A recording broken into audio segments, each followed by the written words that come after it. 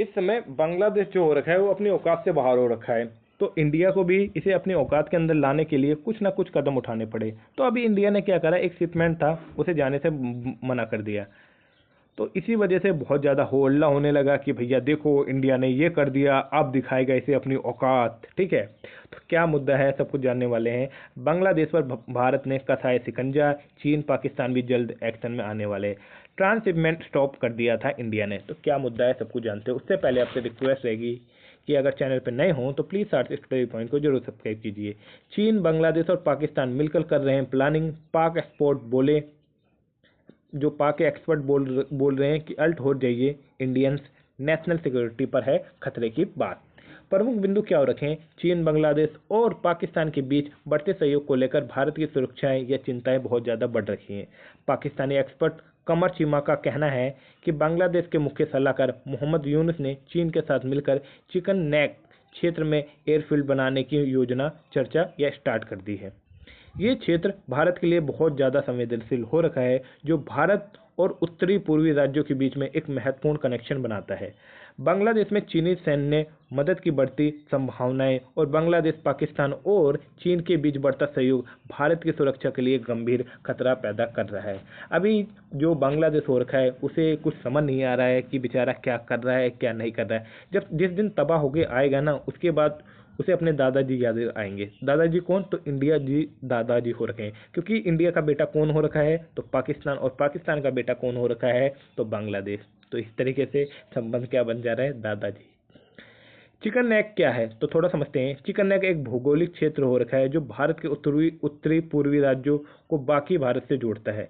ये एक संकीर्ण भूमि का हिस्सा हो रखा है जो पश्चिम बंगाल राज्य के जलपाईगुड़ी जिले से होकर गुजरता है, और इसके द्वारा भारत का मुख्य भूभाग उत्तरी पूर्वी राज्यों से जुड़ा हुआ है, जिनमें मुख्य रूप से सेवन सिस्टर आ जाते हैं। ये सेवन सिस्टर कौन कौन सी हो जाती हैं तो भैया अरुणाचल प्रदेश, असम, मेघालय, मणिपुर, मिजोरम और त्रिपुरा, नागालैंड इनमें शामिल हो जाते हैं। तो देखो, अरुणाचल प्रदेश 1, असम 2, मेघालय 3, मणिपुर 4, मिजोरम 5, त्रिपुरा 6 और नागालैंड 7।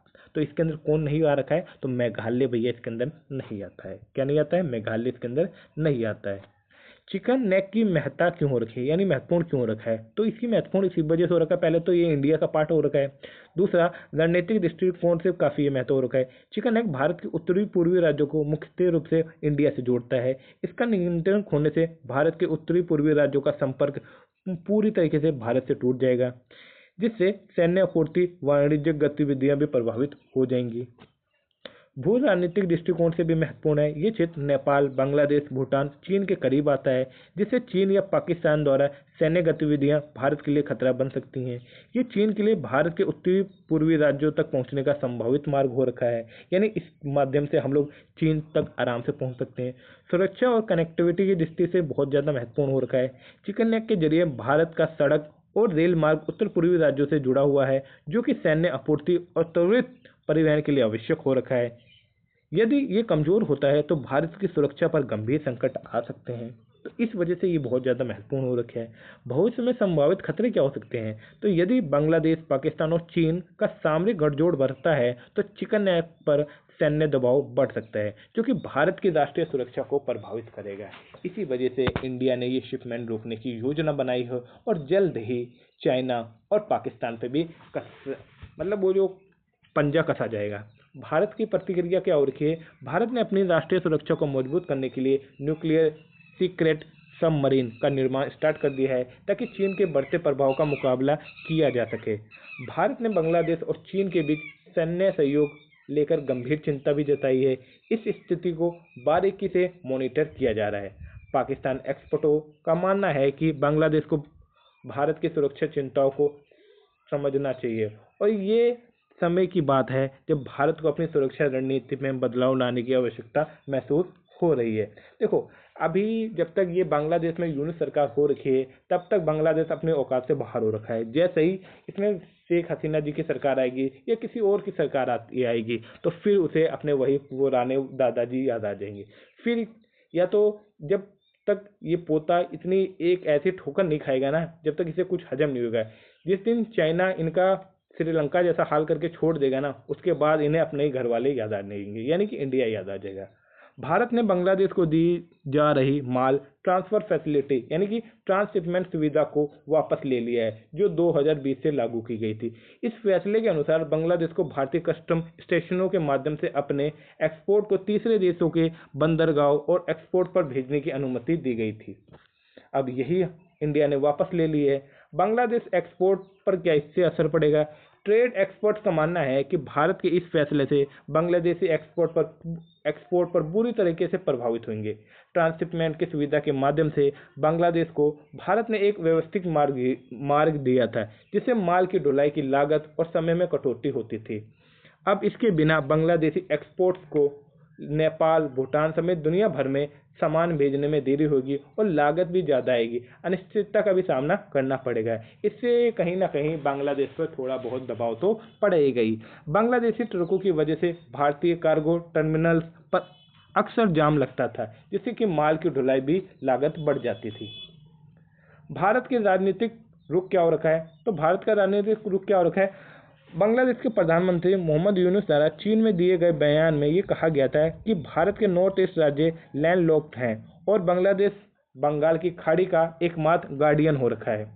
इससे क्षेत्रीय निवेश पर अवसर उत्पन्न होता है।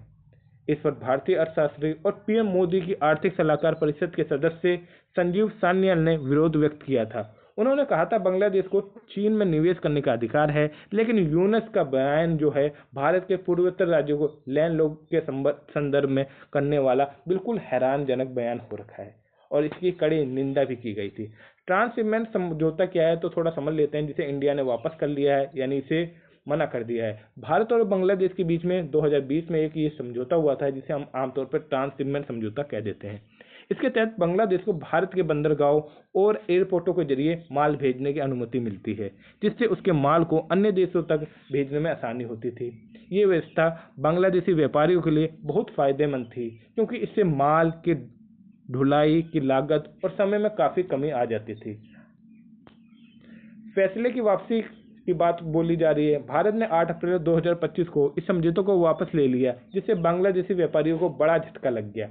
ये कदम बांग्लादेश के प्रधानमंत्री मोहम्मद यूनुस के चीनी दौरे और उनके द्वारा दिए गए लैंडलॉक बयान के बाद उठाया गया है, क्योंकि जब पोता है जो अपनी औकात से बाहर चला जा रहा है, तो उसे अपनी औकात के अंदर लाने के लिए तो दादाजी कुछ न कुछ तो करेंगे ही, तो वही इंडिया कर रहा है।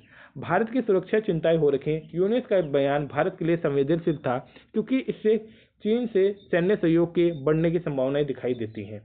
भारत ने इसे सुरक्षा का खतरा मानते हुए अपनी वाणिज्यिक नीति और सुरक्षा रणनीति में बदलाव किया है, जिससे ये फैसला लिया गया है। प्रभाव क्या पड़ेंगे? बांग्लादेश व्यापारियों को अब माल ढुलाई में देरी और उच्च लागत का सामना करना पड़ेगा, क्योंकि अब उन्हें नेपाल और भूटान के माध्यम से अपने सामान को भेजना होगा। पहले वो इंडिया के माध्यम से भेज देते थे। भारतीय एक्सपोर्ट्स को इसके फायदे होंगे, क्योंकि भारतीय बंदरगाहों और एक्सपोर्टों पर अधिक जगह मिलेगी। माल ढुलाई की क्षमता भी बढ़ेगी। इससे